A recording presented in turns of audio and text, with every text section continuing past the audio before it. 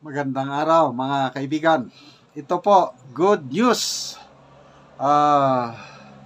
Na tapos na pong sampahan ng kaso sa Ombudsman sina Speaker Martin Romualdez, Congressman Manuel Dalipe, Elizaldico, Stella Kimbo at iba pa. Ito, may post si Dare to Us 2 minutes ago lang niya na-post. Sabi niya, case filed against Speaker Martin Romualdez, Manuel Dalipe, Elizaldico, Stella Kimbo et al.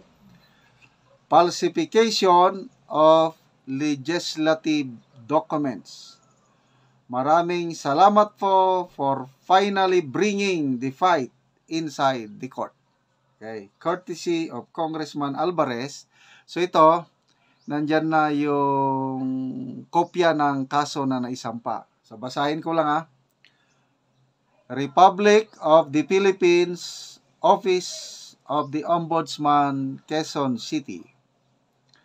Pantaleon C. Alvarez, James Patrick Romero Bondok, Ferdinand S. Topacio, Diego L. Magpantay, and their personal capacity for us in behalf of Citizens Crime Watch and Virgilio R. Garcia. Sila yung complainants.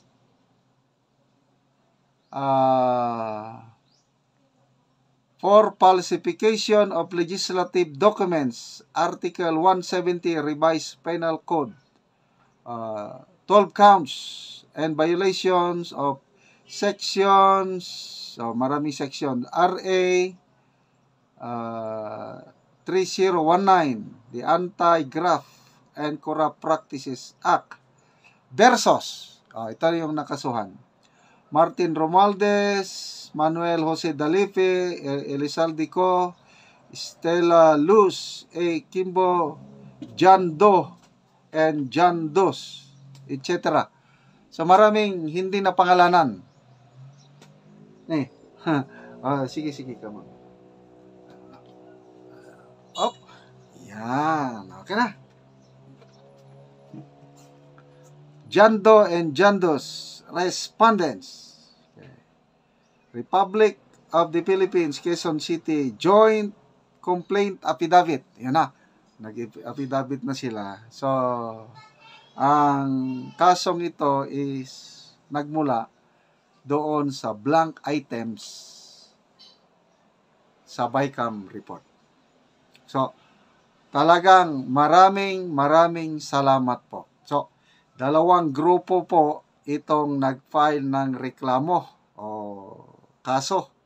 Ang nauna, yung grupo ni Attorney Vic Rodriguez at Congressman Ungab at iba pang abogado, petition for certiorari and prohibition sa Supreme Court para i-declare na invalid or unconstitutional ang 2025 budget.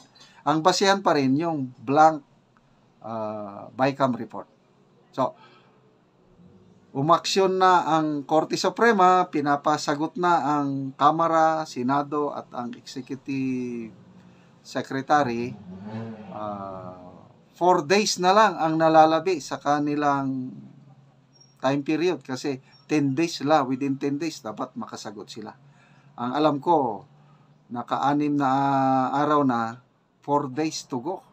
Gugulong na po ang hustisya doon sa Supreme Court. So ito naman, panibago. Falsification of legislative documents. I don't know kung I think criminal case, graft in corruption. Kasi sa ombudsman i-final. So 4 na kongresista, isinama si Congresswoman Stella Kimbo plus yung John Dos and John Do. Ibig sabihin, mga staff siguro. Kung sino yung... So, dito na talaga. Ang labanan na isa korte. Korte na. And, to me, dahil ombudsman, makakaasa po tayo ng mabilis na aksyon ng ombudsman. Ako, satisfied ako sa performance ng ombudsman and of course, ang Supreme Court. So, anong reaksyon ng House leaders tungkol nito? Ano daw? Diversionary tactics daw ng kampo ni Duterte. Inililihis daw yung tunay na issue. Nagsalita nito si Congressman Kongkon ng Zambales. Inililihis daw ang tunay na issue yung yung impeachment. Ganon din ang sabi ni Attorney Vic Rodriguez, ito daw impeachment, diversionary tactic din kampo ni Romualdez para malihis sa tunay na issue itong 2025 national budget, yung blank BICAM report. Okay, so, yan na. Gumulong na po ang hustisya. To me, walang diversionary tactic itong ginagawa ni Citizens Crime Watch. Ang galing dahil mayroong NGO na na-involve at sinuportahan ng mga abogado. Salamat, Attorney Topacio, Attorney Jimmy Bundok, and of course, si Congressman Alvarez, ang alam ko, abogado din ito. Correct me if I'm wrong. So, gumugulong na po ang hustisya. Sa impeachment naman, wala. Tahimik muna tayo dahil hanggang June 2 pa. May nabasa akong article kanina, isang law expert, yung dating abogado ni late Chief Justice Corona, Attorney Salvador, sabi niya, hindi daw pwede, sabi ni Attorney Salvador, nagdaan na ito ng impeachment case, hindi daw pwede i-transfer ang impeachment na ito from 19th Congress to 20th Congress. Pareha sila ng sinasabi ni Attorney Romulo Macalental.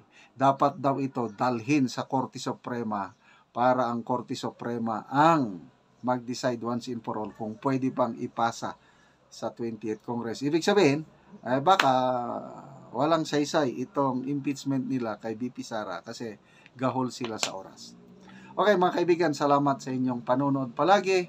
Nagkakaroon tayo ng income sa channel na ito at natutulungan natin ang tribong Talaandig sa Bukidnon. Namimigay tayo ng libreng yero at pako para ma-repair nila ang sira-sira nilang bahay or makapagpatayo itong tribo ng bagong bahay. Namimigay din tayo ng livelihood assistance, tanim na seedlings ng lakatan, abono at iba pang inputs. So, salamat sa inyong tulong. Panoorin nyo ang video na ito. Nandito na po ako sa tinanim ni Manoy Boy nga saging lakatan at ito po aking bisitahin at ito sila. Magandang hapon Manoy. Oo. Nag-abuno namin. Salamat sa gihatag nga abuno. Ma'am Tri katanyag. Oo. Abuno. Pa nga ang nagsuportaan magsunod-sunod.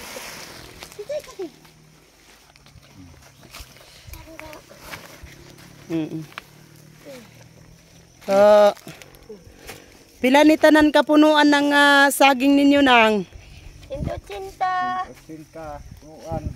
180 kapunuan. Oo, so kuan na gyud mga tambok gyud kayo yung tinanom. Tambok gyud. Oo. Lagi tambok kayo yung tanom mo saging So maka-harvest mo ani Manoy. Kuan na gyud kanang bawi na gyud mo. Kabawi na bawi na gyud ani abono siguro. Lagi. Kay sa isa ka bulan Manoy, kapila mo mag-abuno? Kaduha. Kaduha. Kaduha sa isa ka bulan. Oo, sa isa ka bulan kaduha. Oo. So nakita na gid ninyo nga kuan na gid kayo. Hawan gid kayo man inyong tinanom Hawan gid kay aron maayo pagkaturok. Oo. Maayo pagtubo. Maayo gid yang tambok gid siya. Kayo sagboton ana. Pagkatubo. Oo. So, Manoy, ikaw ra ani Manoy naniguro og kuan, hawan. Kamo ni Manang. Oo. Manang. Oo. Tabang pud ka ani. Oh, nagtabang ko kay aron dali mamuso ba. Oo. Kay aron di na marugay mag-harvest na ta. Unsa man ang imong ginabuno Manang? Go. Will grow. Oo. Tanawa mga nindot gid kaayo inyong saging Manang. Oo. Lagi. Pagka So, gati man na ba nga lugar mo perminti ni Manoy? Oo. Oo. Aron pagbalik ni Sir Dire, hawa na tayo. Oo. Si Manoy ang kuan, ang tigbangag. tigbangag. Oo. Ay, mga tigulang naman gid mo Manang ba? Lagi.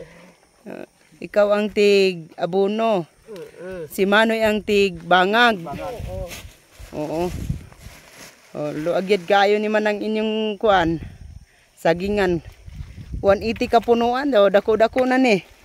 Mahal naman karon ang saging. Mahal na karon ang lakatan. Wala. Ay makapresyo ta, bawi ta, makakwarta ta. Oo. Balik ta sa atong kinanglanon. Oo, lagi. Unsa man ang imong ikasulti kamo ni Manoy? Nga padayon sa pag-abono, sa padayon sa pagsuporta sa Nagpasalamat nini. Teresa Tanyag nga magpadayon og suporta. Oo. Og sa Hey. Ikaw Manoy. Unsa imong ikasulti Manoy nga padayon sa pagsuporta sa abono og sa mga uban pa nga magamit ni sa saging. Salamat kayo ni Ma'am Teresa Tanyag nga magpadayon gyud ang ilang pagsuporta nila sa amuas ning saging pag-abono ug sa parang matimikas aron makabawi pod mi og kaning maayo na pagkaturok kabuga ang among saging. Oo. Kayo walay abono, hindi man kayo ni mangunod siguro. Pero na maintain nga abono, siguro, maayo ni pa siguro ang munod ani. Oo ni. Salamat kayo ni Ma'am Teresa Tanyag nga padayon ang pagsuporta nila sa amuas paghatag og abono. Oo. Aron nga baka bawi mi. Lagi. Sige Manoy, mora to Manoy. Sige. Oo, salamat. Kayo. Oo.